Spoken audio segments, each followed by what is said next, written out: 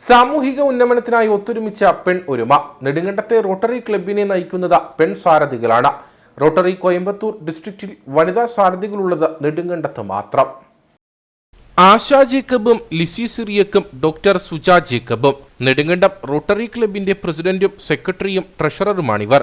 കേരളത്തിലെ 4 തമിഴ്നാട്ടിലെ 1 ഉൾപ്പെടെ 5 ജില്ലകൾ ഉൾപ്പെടുന്ന റോട്ടറി കോയമ്പത്തൂർ ഡിസ്ട്രിക്റ്റിലെ 170 ക്ലബ്ബുകളിൽ വനിതാ സാരഥ്യമുള്ളത് നെടുങ്കണ്ടത്ത് മാത്രമാണ്.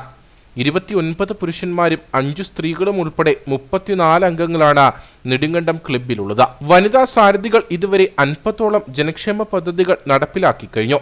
നെടുങ്കണ്ടത്ത് സ്വകാര്യ ആശുപത്രിയിൽ 1 കോടി രൂപ മുതൽ മുടക്കിൽ ഡയാലിസിസ് യൂണിറ്റ് ആരംഭിച്ചതും 3 വീടുകൾ നിർമ്മിച്ചതും ഈ പദ്ധതികളിൽ ഉൾപ്പെടുന്നു. നെടുങ്കണ്ടം റോട്ടറി ക്ലബിന്റെ എല്ലാ പ്രധാന ഭാരവാഹികളും വനിതകൾ തന്നെയാണെന്ന കാര്യം വളരെ സന്തോഷപൂർവ്വം പറയുകയാണ്. ഞങ്ങൾ 2023 ജൂലൈയിലാണ് ചാർജ് എടുത്തത്. ഈ 9 മാസം കൊണ്ട് ഞങ്ങൾക്ക് സമൂഹത്തിൽ ഒത്തിരിയധികം നല്ല പ്രവൃത്തികൾ കാഴ്ചവെക്കാൻ സാധിച്ചു. അതിന് ശരിക്കും ഞങ്ങൾക്ക് പിന്തുണ നൽകിയത് റോട്ടറി ക്ലബ് ഓഫ് നെടുങ്കണ്ടത്തിൻ്റെ റോട്ടേറിയൻസ് ആണെന്ന കാര്യം ഇവിടെ പ്രത്യേകം പറയുകയാണ്.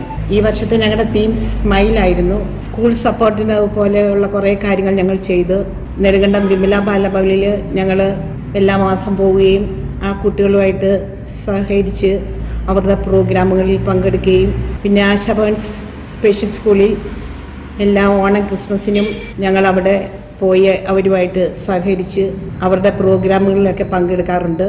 വനിതകളുടെയും കുട്ടികളുടെയും ക്ഷേമത്തിനും ഉന്നമനത്തിനുമായി നിരവധി പദ്ധതികളാണ് ഇവരുടെ നേതൃത്വത്തിൽ നടപ്പിലാക്കുന്നത്.